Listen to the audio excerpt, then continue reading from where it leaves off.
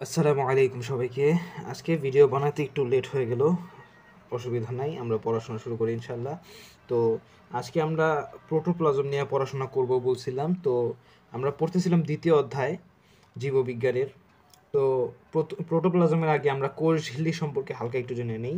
তো কোষ ঝিল্লি কি সেটা নিয়ে আমরা হালকা পাতলা কিছু একটা জানি। কিভাবে জানি? যে আমরা কোষ প্রাচীর যখন পড়তেছিলাম বা প্রাণী কোষ বা উদ্ভিদ কোষ যখন পড়তেছিলাম, প্রাণী কোষ বা উদ্ভিদ কোষ যখন পড়তেছিলাম, তখন আমরা হচ্ছে গিয়ে এই কোষ ঝিল্লি টার্মটা আমরা পড়েছিলাম। তো কোষ ঝিল্লিটা কি? কোষ ঝিল্লিটা হচ্ছে প্রোটোপ্লাজমের বাইরে থাকে। প্রোটোপ্লাজমের বাইরে থাকে প্রোটোপ্লাজমের বাইরে প্রোটোপ্লাজমের বাইরে এটা হচ্ছে গিয়ে দ্বিস্তরী, দুই স্তর বিশিষ্ট। এটা একটি হচ্ছে স্থিতিস্থাপক পর্দা। স্থিতিস্থাপক পর্দা, দুই স্তর বিশিষ্ট একটি স্থিতিস্থাপক পর্দা। এর অপর নাম কি? এর অপর নাম হচ্ছে গিয়ে প্লাজমা লেমা। অপর নাম হচ্ছে গিয়ে প্লাজমা লেমা। এর মধ্যে কিছু ভাঁজ থাকে কোষঝিল্লির মধ্যে। এই যে কোষঝিল্লি যদি এরকম হয়, তাহলে কোষঝিল্লির মধ্যে এরকম কিছু ভাঁজ থাকে। এই ভাঁজগুলোকে কি বলে? এই ভাঁজগুলোকে বলা হয় কি? মাইক্রোভিলাই। ভাঁজগুলোকে বলা হয় মাইক্রোভিলাই। ভাঁজগুলোকে বলা হয় কি? মাইক্রোভিলাই। তো এখানের মধ্যে কি হয়? অভিস্রবণ। কোষঝিল্লিতে কি হয়? অভিস্রবণ হয়। পানি খনিজ লবণ চলাচল নিয়ন্ত্রিত হয়। পানি ও খনিজ লবণ চলাচল। তো কোষঝিল্লি সম্বন্ধে আমরা এই টার্মগুলো জানলাম। কোষঝিল্লি কি? প্রোটোপ্লাজম দ্বারা আবৃত দ্বিস্তর বিশিষ্ট স্থিতিস্থাপক পর্দা। এর অপর নাম কি? এই যে আমি বলি যে প্রথম যে তিনটা লেখলাম এটা দিয়ে একটা সংজ্ঞাটা দেখা যায়। প্রোটোপ্লাজমের বাইরে অবস্থিত দুই স্তর বিশিষ্ট স্থিতিস্থাপক পর্দা, যার অপর নাম হচ্ছে গিয়ে প্লাজমা লেমা। এর মধ্যে কিছু ভাঁজ থাকে, ভাঁজগুলোকে বলা হয় মাইক্রোভিলাই, এবং বহুবচনে মাইক্রোভিলি বলা হয়। ওকে। এবং অভিস্রবণ প্রক্রিয়ায় সংগঠিত হয় এখানে। এর মধ্যে পানি এবং খনিজ লবণ চলাচল হয়। আর এখন আমরা পড়ি প্রোটোপ্লাজম কি? কোষঝিল্লি দ্বারা আবৃত। এটা কি? কোষঝিল্লি দ্বারা আবৃত। কোষঝিল্লি দ্বারা আবৃত থকথকে অর্ধস্বচ্ছ জেলির ন্যায় যে পদার্থ, তাই হচ্ছে মোটামুটি প্রোটোপ্লাজম। আর কোষের অভ্যন্তরে যে অঙ্গাণুগুলো আছে সবগুলাই মোটামুটি প্রোটোপ্লাজমের অংশ হিসেবে ধরা যায়। প্রোটোপ্লাজম বা প্রোটোপ্লাস্টের অংশ হিসেবে ধরা যায়। তো কোষঝিল্লি দ্বারা আবৃত থকথকে অর্ধস্বচ্ছ জেলির মতো অংশকে কি বলা হয়? প্রোটোপ্লাজম। কোষঝিল্লি দ্বারা আবৃত থকথকে জেলির মতো অর্ধস্বচ্ছ তরল পদার্থকে বলা হয় কি? প্রোটোপ্লাজম। এর মধ্যে কি থাকে? অনেকগুলো অঙ্গাণু থাকে এবং নিউক্লিয়াস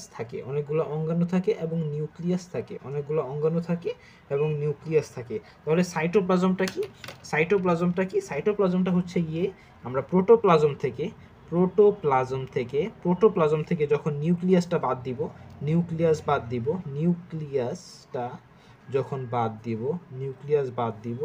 তখন নিউক্লিয়াস বাদ দিলে যেটা থাকবে সেটা হচ্ছে গিয়ে সাইটোপ্লাজম।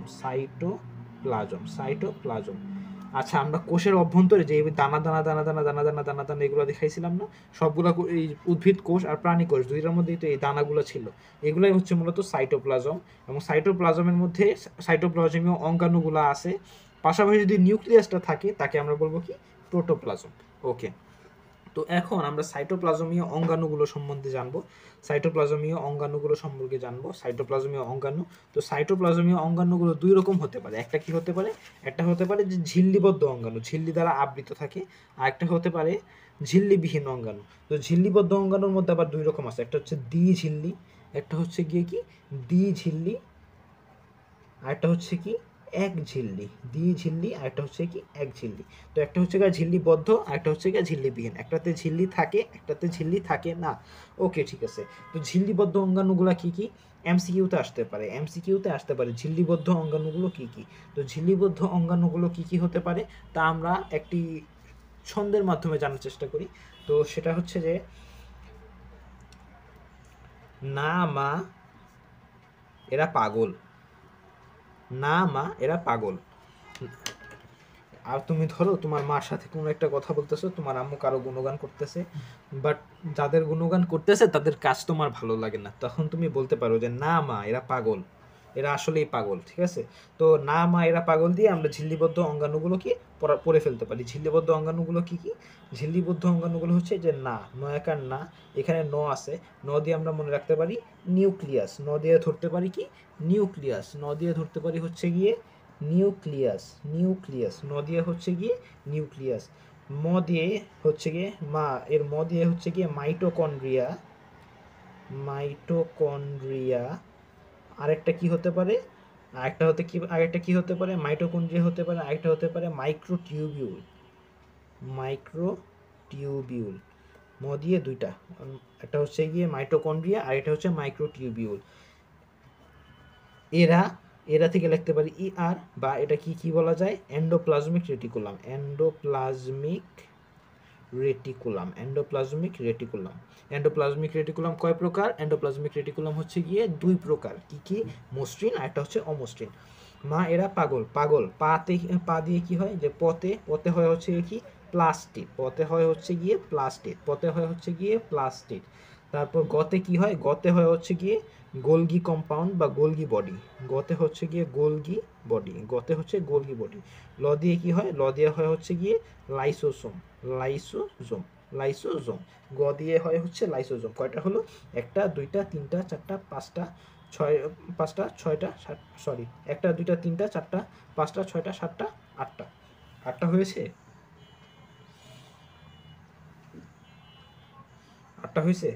নিউক্লিয়াস, মাইটোকন্ড্রিয়া, তারপর হচ্ছে কি মাইক্রোটিউবিউল, তারপর হচ্ছে এন্ডোপ্লাজমিক রেটিকুলাম, তারপর হচ্ছে প্লাস্টিড, তারপর হচ্ছে Golgi body. Sorry sorry sorry, পাঁচটা না, সাতটা। তাই তো বলি, আমি জানি সাতটা হওয়ার কথা। ওকে, তো গোলগি বডি, তারপর হচ্ছে কি লাইসোজোম। এক, দুই, তিন, চার, পাঁচ, ছয়, সাত, এই সাতটা। এর মধ্যে নিউক্লিয়াস এক নম্বরটা। দ্বিঝিল্লির মধ্যে কি কি আছে? দ্বিঝিল্লিবদ্ধ কোনটা?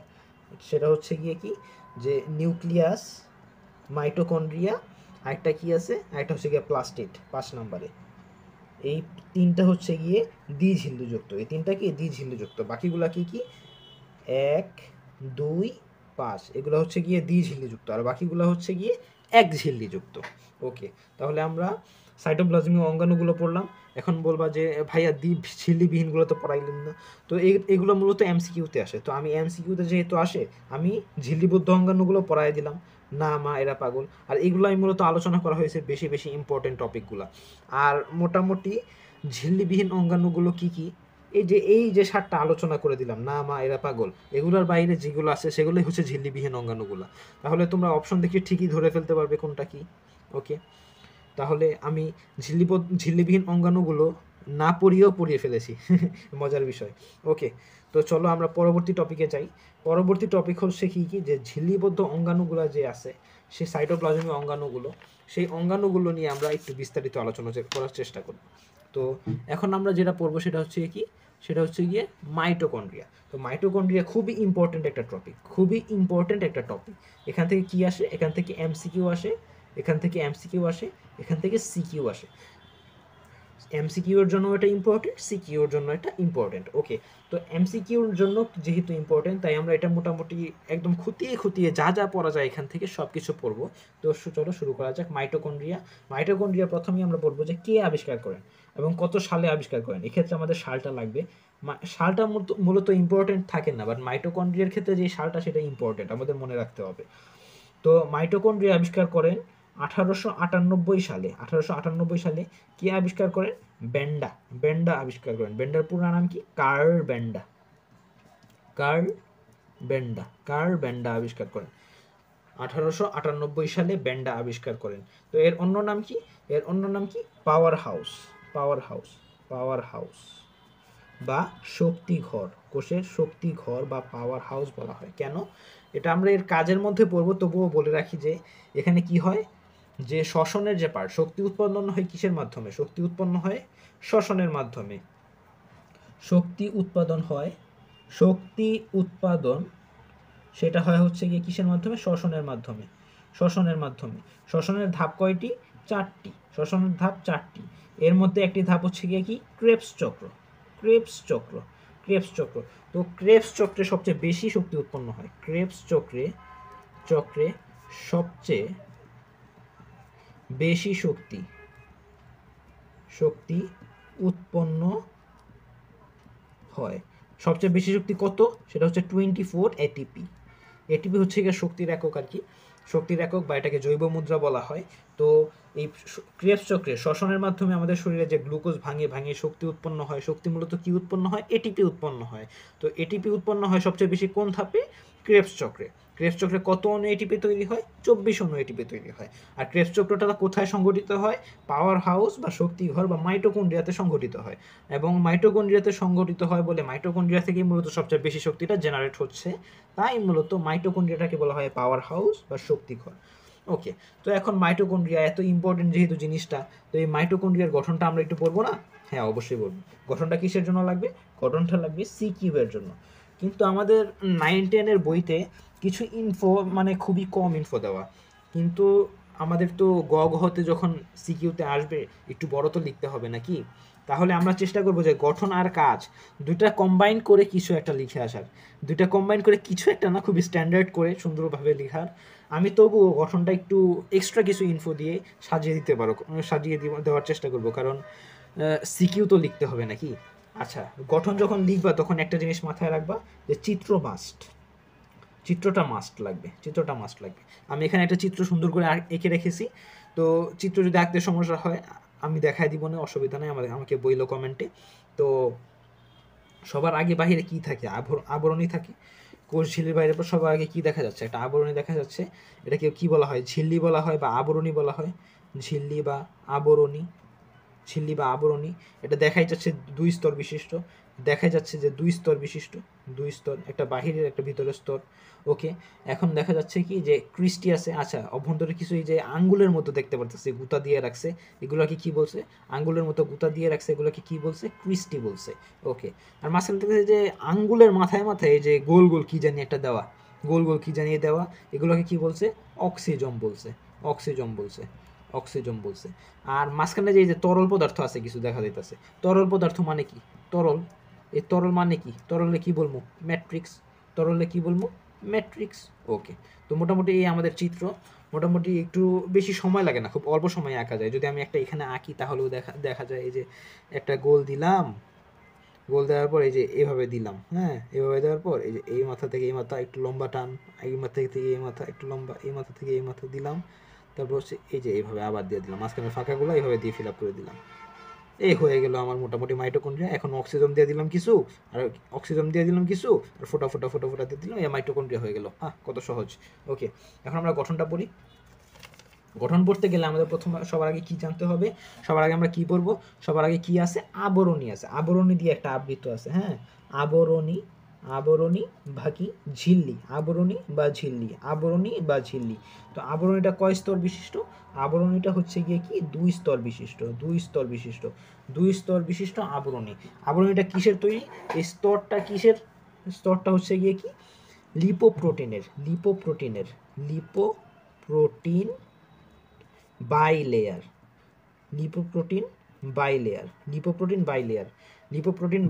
বাই মানে কি? বাই মানে হচ্ছে গিয়ে দুই। এই যে দুই স্তর, তাই হচ্ছে গিয়ে দুই লেয়ার মানে হচ্ছে লিপোপ্রোটিনের দুইটি লেয়ারের একটা আবরণ, লিপোপ্রোটিন বাইলেয়ার। আর হচ্ছে দুই স্তরের মধ্যবর্তী গ্যাপ কত? যে দুইটা স্তর, এই দুইটা স্তরের মধ্যবর্তী যে পার্থক্য, দুইটা স্তরের যে মধ্যবর্তী পার্থক্য বা ডিস্টেন্স, সেটা কত? 6 থেকে 8 ন্যানোমিটার। তো আবরণী ঝিল্লি হচ্ছে দুই স্তরের লিপোপ্রোটিন দ্বারা গঠিত, তাই এদেরকে বলা হয় লিপোপ্রোটিন বাইলেয়ার বাই মানে হচ্ছে গিয়ে 2, মানে হচ্ছে 2টা লেয়ার বা 2 স্তর বোঝাচ্ছে। আর 2টা স্তরের মধ্যবর্তী যে গ্যাপ, এই গ্যাপের ডিস্টেন্স হচ্ছে 6 থেকে 8 ন্যানোমিটার। 6 থেকে 8 ন্যানোমিটার, এই যে এই গ্যাপটা, হ্যাঁ এই গ্যাপটা 6 থেকে 8 ন্যানোমিটার। ওকে, এরপর আমরা যেটা বলবো প্রকোষ্ঠ। প্রকোষ্ঠ প্রকোষ্ঠ স্তর যেহেতু দুইটা, বাইরের আবরণ যদি এটা হয়, ভিতরের আবরণ যদি এটা হয়, ভিতরে যদি এরকম ভাঁজ থাকে, তাহলে দেখা যাচ্ছে কি এই যে বাহিরের স্তর একটা, ভেতরের স্তর একটা, তাহলে যেটা হচ্ছে বাহিরের প্রকোষ্ঠ, এটা হচ্ছে ভিতরের প্রকোষ্ঠ। তাহলে বাহিরের প্রকোষ্ঠকে আমরা কি বলবো? বহিস্থ প্রকোষ্ঠ। বহিস্থ প্রকোষ্ঠ বা বহিস্থ কক্ষ। আর ভেতরেরটাকে কি বলবো? অন্তস্থ কক্ষ। অন্তস্থ কক্ষ বলবো। আর এই বহিস্থ প্রকোষ্ঠ এবং অন্তস্থ প্রকোষ্ঠের মাঝখানে কি থাকে? বহিস্থ প্রকোষ্ঠ এবং অন্তস্থ প্রকোষ্ঠের মাঝখানেই থাকে হচ্ছে গিয়ে ম্যাট্রিক্স। বহিস্থ প্রকোষ্ঠ এবং অন্তস্থ প্রকোষ্ঠের মাঝখানেই থাকে কি? ম্যাট্রিক্স। ম্যাট্রিক্সটা কি? অভ্যন্তরীণ তরল। ম্যাট্রিক্সটা হচ্ছে গিয়ে অভ্যন্তরস্থ তরল। আর হচ্ছে গিয়ে কি, যে এখানে একটা জিনিস পড়ছিলাম যে ক্রিস্টি, আঙ্গুলের মতো ভাঁজ। এই ক্রিস্টিটা নিয়ে পড়ি। ক্রিস্টি কি? ক্রিস্টিটা হচ্ছে আঙ্গুলের মতো ভাঁজ। ক্রিস্টি হচ্ছে আঙ্গুলের মতো ভাঁজ। ক্রিস্টি কি? আঙ্গুলের মতো ভাঁজ। অভ্যন্তরে, ভেতরের দিকে, ভেতরের বা এই অন্তঃস্তরের আঙ্গুলের মতো ভাঁজ। অন্তঃস্তরের আঙ্গুলের মতো ভাঁজ। আঙ্গুলের মতো ভাঁজ। অন্তঃস্তরের আঙ্গুলের মতো ভাঁজ হচ্ছে গিয়ে ক্রিস্টি। তারপর কি পড়ছিলাম? অক্সিজম। ক্রিস্টির গায়ে যে আঙ্গুলের মতো অন্তঃস্তরে যে আঙ্গুলের মতো ভাঁজ থাকে তাকে বলা হয় ক্রিস্টি। আর এই ক্রিস্টির মধ্যে যে বৃন্তযুক্ত গোলাকার থাকে, বৃন্তযুক্ত গোলাকার বস্তু থাকে,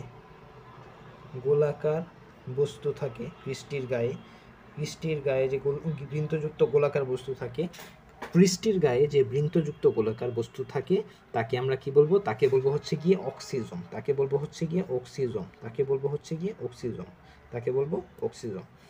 তো এটা ছিল মূলত আমাদের বেসিক যে আলোচনা। মোটামুটি আমাদের গঠন হচ্ছে এগুলাই। তো এগুলো হচ্ছে আমাদের ভৌত গঠন। তো রাসায়নিক গঠনের দিকে যদি আমরা যাই, আপনাদের আনসার করার ক্ষেত্রে রাসায়নিক গঠন আর ভৌত গঠন এগুলো আলাদা বলতে হবে না। আমি আর কি বলার জন্য বললাম যে এগুলো হচ্ছে ভৌত গঠন। রাসায়নিক গঠনের ক্ষেত্রে যেগুলো আমাদের লাগবে, যে প্রতি কোষে 300 থেকে 400টি মাইটোকন্ড্রিয়া থাকে। প্রতি কোষে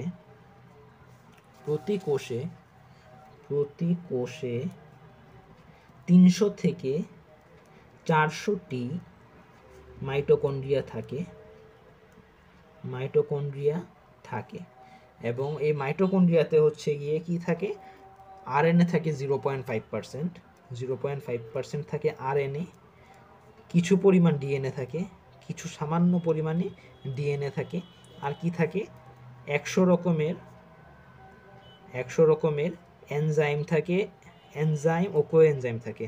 100 রকমের এনজাইম ও কোএনজাইম থাকে। 100 রকমের এনজাইম ও কোএনজাইম থাকে। ঠিক আছে? তো এই ছিল মোটামুটি আমাদের গঠন। এখন আমরা চলে আসি মাইটোকন্ড্রিয়ার কাজে। প্রথমেই পড়ছিলাম যে মাইটোকন্ড্রিয়াকে বলা হয় কি? Power house. মাইটোকন্ড্রিয়াকে কি বলা হয়? পাওয়ার হাউস বা শক্তিঘর। তাহলে এর প্রধান কাজ কি হতে পারে? শক্তি উৎপাদন করা। এটা কি? এটা হচ্ছে গিয়ে কি এর প্রধান কাজ। শক্তি উৎপাদন করা হচ্ছে এর প্রধান কাজ।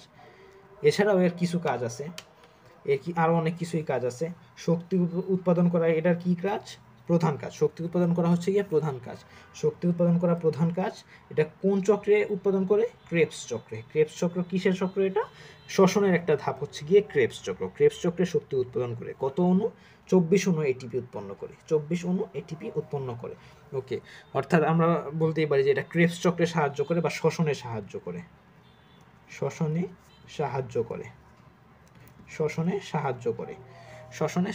করে।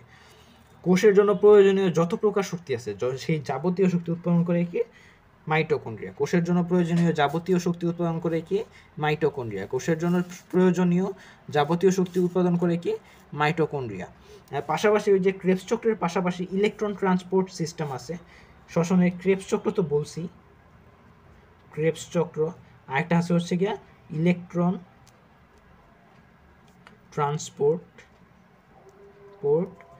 সিস্টেম। এই দুইটাতে হচ্ছে গিয়ে সহায়তা করে কে? মাইটোকন্ড্রিয়া। এই দুই ধাপেই সহায়তা করে কে? মাইটোকন্ড্রিয়া। তো মাইটোকন্ড্রিয়াতে কি হয়? অক্সিডেটিভ ফসফোরাইলেশন হয়। অক্সিডেটিভ ফসফোরাইলেশন হয়, এটাও কিন্তু শ্বসনেরই একটা part. Oxidative phosphorylation, oxidative phosphorylation, oxidative phosphorylation মূলত ক্রেবস চক্র ইলেকট্রন ট্রান্সপোর্ট সিস্টেম এবং আরও দুইটা যে ধাপ আছে তার মধ্যে একটা কম্বিনেশন করে এই ওয়ার্ডটা ইউজ করা হয়, অক্সিডেটিভ ফসফোরাইলেশন। তো শ্বসনের মধ্যে এই যে অক্সিডেটিভ ফসফোরাইলেশনের মধ্যে কে সাহায্য করে? মাইটোকন্ড্রিয়া সাহায্য করে। ডিএনএ, আরএনএ এবং বংশগতি যে জিনিস, বংশগতি হচ্ছে গিয়ে কী করে? বংশগতিতে ভূমিকা রক্ষা করে। পাশাপাশি এটা কী করে? যে প্রোটিন সংশ্লেষে এবং স্নেহ বিপাকে সহায়তা করে। প্রোটিন সংশ্লেষ, প্রোটিন সংশ্লেষ প্লাস স্নেহ বিপাক, স্নেহ বিপাক, প্রোটিন সংশ্লেষ ও স্নেহ বিপাকে সাহায্য করে। প্রোটিন সংশ্লেষ এবং স্নেহ বিপাকে সাহায্য করে। প্রোটিন সংশ্লেষ এবং স্নেহ বিপাকে সাহায্য করে। প্রোটিন সংশ্লেষ এবং স্নেহ বিপাকে সাহায্য করে। তারপর হচ্ছে এটা কী করে? অ্যাপোপ্টোসিস নিয়ন্ত্রণ করে। অ্যাপোপ্টোসিস কি? কোষের পূর্ব নির্ধারিত মৃত্যু, কোষের পূর্ব নির্ধারিত মৃত্যু, পূর্ব নির্ধারিত মৃত্যু বা অ্যাপোপ্টোসিস নিয়ন্ত্রণ করে। পূর্ব নির্ধারিত মৃত্যু বা অ্যাপোপ্টোসিস নিয়ন্ত্রণ করে। কোষের পূর্ব নির্ধারিত মৃত্যু বা অ্যাপোপ্টোসিস নিয়ন্ত্রণ করে। কোষের পূর্ব নির্ধারিত মৃত্যু তাকে বলা হয় অ্যাপোপ্টোসিস। আর কোষের বিষক্রিয়ার ফলে যে মৃত্যু হয় তাকে বলা হয় নেক্রোসিস। বিষক্রিয়ার ফলে যে মৃত্যু হয় তাকে বলা হচ্ছে কোষের মৃত্যু। আচ্ছা ঠিক আছে, এটা একটু লিখে দিই আলাদা করে। কোষের মৃত্যু একটা হচ্ছে কি? পূর্ব নির্ধারিত, পূর্ব নির্ধারিত, পূর্ব নির্ধারিত একটা হচ্ছে পূর্ব নির্ধারিত, আর একটা হচ্ছে কি? বিষক্রিয়ার ফলে হয়, বিষক্রিয়ার ফলে হয়। পূর্ব নির্ধারিত যেটা সেটা হচ্ছে কি? অ্যাপোপ্টোসিস। আর বিষক্রিয়া যেটা হয় সেটাকে কি বলা হয়? নেক্রোসিস। বিষক্রিয়ার ফলে যেটা হয় সেটা হচ্ছে কি? নেক্রোসিস। ওকে, তো এই অ্যাপোপ্টোসিসটা নিয়ন্ত্রণ করে হচ্ছে গিয়ে মাইটোকন্ড্রিয়া। অ্যাপোপ্টোসিসটা নিয়ন্ত্রণ করে কে? মাইটোকন্ড্রিয়া। অ্যাপোপ্টোসিসটা নিয়ন্ত্রণ করে কে? মাইটোকন্ড্রিয়া। এবং এটা কি করে? এই মাইটোকন্ড্রিয়াটা শুক্রাণু এবং ডিম্বাণু গঠনেও সহায়তা করে। শুক্রাণু প্লাস ডিম্বাণু গঠনে সাহায্য করে। শুক্রাণু প্লাস ডিম্বাণু গঠনে সাহায্য করে। তো এই ছিল মোটামুটি আমাদের কাজ। কি কি জানলাম আমরা? শক্তি উৎপাদন করে, কিভাবে শ্বসনের মাধ্যমে তাই শ্বসনে সাহায্য করে। শ্বসনের কোন ধাপে শক্তি উৎপন্ন করে? ক্রেবস চক্র আর ইলেকট্রন ট্রান্সপোর্ট সিস্টেম। আর শ্বসনের এই যে ক্রেবস চক্র, ইলেকট্রন ট্রান্সপোর্ট সিস্টেম, এক্ষেত্রে একটা ওয়ার্ড ইউজ হয় কি? সেটা অক্সিডেটিভ ফসফোরাইলেশন। তো অক্সিডেটিভ ফসফোরাইলেশনে সাহায্য করে। প্রোটিন সংশ্লেষ এবং স্নেহ বিপাকে সাহায্য করে। প্রোটিন সংশ্লেষ এবং স্নেহ বিপাকে সাহায্য করে। তারপর হচ্ছে কোষের পূর্ব নির্ধারিত যে মৃত্যু আছে তাকে কি বলা হয়? অ্যাপোপ্টোসিস বলা হয়। এই অ্যাপোপ্টোসিসকে নিয়ন্ত্রণ করে মাইটোকন্ড্রিয়া নিয়ন্ত্রণ করে। শুক্রাণু এবং ডিম্বাণু গঠনেও কে সাহায্য করে? মাইটোকন্ড্রিয়া সাহায্য করে। এখন আমরা একটা ব্যতিক্রম জানবো। এখানে একটা ব্যতিক্রম আছে। আচ্ছা, মাইটোকন্ড্রিয়া তো হচ্ছে কই থাকে? প্রোক্যারিওটিক, মানে হচ্ছে প্রকৃত কেন্দ্রিক কোষে থাকে বা প্রোক্যারিওটিক সেলে থাকে। মাইটোকন্ড্রিয়া কই থাকে? মাইটোকন্ড্রিয়া থাকে হচ্ছে গিয়ে প্রকৃত কোষে থাকে, প্রকৃত কোষে থাকে, আদি কোষে থাকে না। আমরা আগেই পড়েছিলাম যে আদি কোষে থাকে না। আদি কোষে তো মাইটোকন্ড্রিয়া থাকে না। প্রকৃত কোষে থাকে বা সুকেন্দ্রিক কোষে থাকে, সুকেন্দ্রিক কোষে থাকে। প্রকৃত কোষে কি আমরা কি বলতে পারি? সুকেন্দ্রিক কোষ বলতে পারি। কিন্তু কিছু প্রকৃত কোষ আছে বা সুকেন্দ্রিক কোষ আছে যেগুলোতে থাকে না। কিছু সুকেন্দ্রিক বা প্রকৃত কেন্দ্রিক কোষে, কিছু সুকেন্দ্রিক বা প্রকৃত কেন্দ্রিক কোষে মাইটোকন্ড্রিয়া থাকে না, মাইটোকন্ড্রিয়া থাকে না, মাইটোকন্ড্রিয়া থাকে না। এগুলা কি? ওই কোষ দুইটা কি? এই কোষ দুইটা হচ্ছে গিয়ে কি ট্রাইকোমোনাস, ট্রাইকোমোনাস, আরেকটা কি ট্রাইকোমোনাস, আরেকটা হচ্ছে গিয়ে কি মনোকার্কোমনোয়েডিস, মনো মনোকার্কো মনোকার্কো মনোই মনোকার্কোমনোই ডিই এসটা নিচে লিখে দিই, জায়গা হচ্ছে না, মনোকার্কোমনোয়েডিস। ওকে, এই দুইটা কি? এই দুইটা হচ্ছে গিয়ে কি? এই দুইটা হচ্ছে গিয়ে কি ব্যতিক্রম, ব্যতিক্রম, লাল কালি দিয়ে লিখে দিলাম। এই দুইটা হচ্ছে কি ব্যতিক্রম। ট্রাইকোমোনাস আর মনোকার্কোমনোয়েডিস এই দুইটা হচ্ছে সুকেন্দ্রিক কোষ বা প্রকৃত কোষ বা প্রোক্যারিওটিক কোষ, তবুও এখানে মাইটোকন্ড্রিয়া থাকে না। এছাড়া যত প্রকারের প্রকৃত কোষ আছে সবগুলোতে থাকে। আর আদিকেন্দ্রিক কোষে কি মাইটোকন্ড্রিয়া থাকে? না, অবশ্যই না। আদিকেন্দ্রিক কোষে কী থাকে? শুধুমাত্র রাইবোজোম থাকে, আর কিছুই থাকে না। আর এই প্রোক্যারিওটিক সেল বা ইউক্যারিওটিক সেল নিয়ে যদি আপনাদের আরও কোনো ঝামেলা থেকে থাকে, তাহলে আমাদের পূর্ব ক্লাসগুলো দেখতে পারেন। অধ্যায় 1-এও পড়িয়েছি, অধ্যায় 2-তেও কিছু একটা শুরুর ক্লাসে, প্রথম ক্লাসে পড়িয়েছি, পার্ট 1-এ, তো পড়ে আসতে পারেন। তো আজকে আমরা মূলত মাইটোকন্ড্রিয়া নিয়ে আলোচনা করলাম, মাইটোকন্ড্রিয়া নিয়ে বিস্তারিত আলোচনা করলাম, যাহা কিছু আলোচনা করা যায়। আপনাদের বইয়ে এত ইনফো নাই, একটু রিডিং দিবেন বইটা রিডিং দিয়ে আপনারা বইয়ের সাথে এই ইনফোগুলো অ্যাডজাস্ট করে মোটামুটি একটা সুন্দর একটা স্ট্যান্ডার্ড নোট বানিয়ে নিতে পারেন। তারপর সেটা দিয়ে আপনি এক্সাম আনসার করতে পারেন। বাট আমিও এখানে খুবই সুন্দরভাবে আমি এখানে সাজিয়ে গুছিয়ে দেওয়ার চেষ্টা করেছি ইনশাল্লাহ। এখানে আমি আবিষ্কারক, অন্য নাম, তারপর হচ্ছে গঠন, কাজ, তারপর হচ্ছে সবার শেষে ব্যতিক্রম দিয়ে মোটামুটি একটা পারফেক্ট যেভাবে সাজানো যায় সেভাবে সাজানোর চেষ্টা করেছি। তো আশা করি ক্লাসটা আপনাদের ভালো লাগবে। নেক্সট ক্লাসে আমরা প্লাস্টিক নিয়ে যত কিছু পড়া যায় সব কিছু পড়বো ইনশাল্লাহ। তো আজকের মতো এখানে শেষ করছি। ধন্যবাদ সবাইকে। স্টে টিউনড উইথ বোটায়াজো। ওকে।